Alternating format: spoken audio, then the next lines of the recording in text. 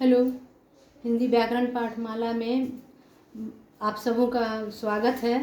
तो हम ये एपिसोड बना रहे हैं अलंकार का, हिंदी अलंकार का। तो आज अलंकार का मतलब होता है आभूषण। पिछले एपिसोड में बता चुके हैं।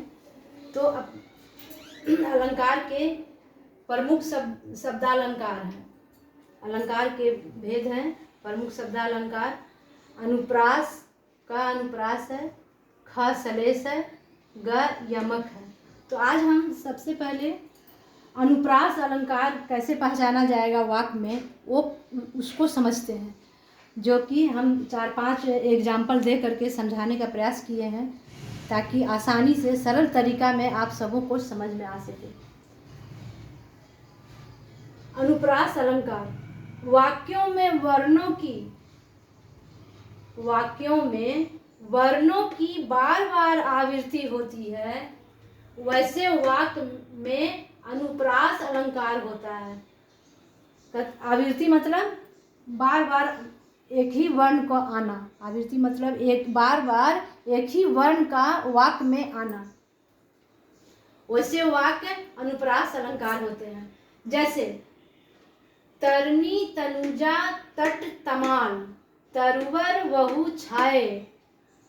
ये वाक्य में त बार बार आया है। यहाँ तरनी में आया, तनुजा में आया है, तट में आया है, तमाल में आया है, तरुवर में आया है। तो यहाँ त वर्ण की आवृत्ति है। देखिए, तरनी में, तनुजा में, तट में, तमाल में, त में कितने बार आए इस वाक्य में? 1 2 3 4 5 बार यहाँ पे त वर्ण की आवृत्ति हुई है। इसलिए ये वर्ण त वर्ण 5 बार आया है, इसलिए ये अनुप्रास अलंकार का एग्जाम्पल है। उसी प्रकार हम दूसरे एग्जाम्पल से समझेंगे। चारू चंद्र की चंचल किरणें खेल रही थी जलथल में। यहाँ पे च वर्ण की आवृत्ति हुई है। यहाँ पर इस वाक्य में च वर्ण की आवृत्ति हुई है। च वर्ण कितने बार आए हैं? चारू, चंद्र, चंचल। या इस वाक्य में 3 बार च वर्ण की आवृत्ति हुई है, इसलिए ये वाक्य अनुप्रास अलंकार के एग्जाम्पल हैं। दूसरे एग्जाम्पल में देखते हैं। बरसत वारिद बूंद गई चाहत चढ़न आकाश। ये वाक्य में ब और च वर्ण की आवृत्ति है। अब देखते हैं वाक्य में ब और च वर्ण कितने बार आए हैं। बरसत, बारिद, बूंद। ये ब 3 बार वाक्य में पुनरावृत्ति हुई है।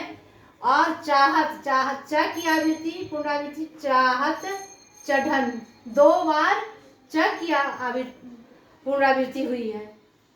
तो इसलिए ये वाक्य अनुप्रास अलंकार के एग्जाम्पल है। अब देखते हैं तीसरे एग्जाम्पल को देखते हैं। कूके लगी कोयले कंद बदन पे बैठी फेरी। इस वाक्य में क वर्ण की आवृत्ति हुई है। अब देखते हैं क वर्ण की आवृत्ति इस वाक्य में कितने बार हुई है। कूके, कोयले, कंद बदन। इस वाक्य में क वर्ण की 3 बार आवृत्ति हुई है। 3 बार एक ही वाक्य में 3 बार क वर्ण आया है। तो ये वाक्य अनुप्रास अलंकार के उदाहरण है। छोटी है गोरटी या चोरटी अहीर की। इस वाक्य में ट और र वर्ण की आवृत्ति हुई है। अब देखते हैं छ कितने बार आया है। छोटी छ, छोटी गोरटी। ट और र वर्ण की आवृत्ति हुई है। छोटी में गोरटी, चोटी। 3 बार ट वर्ण की आवृत्ति हुई है। र वर्ण की 1, गोरटी 2, चोटी 3, अहीर र 3 बार भी र वर्ण की आवृत्ति हुई है।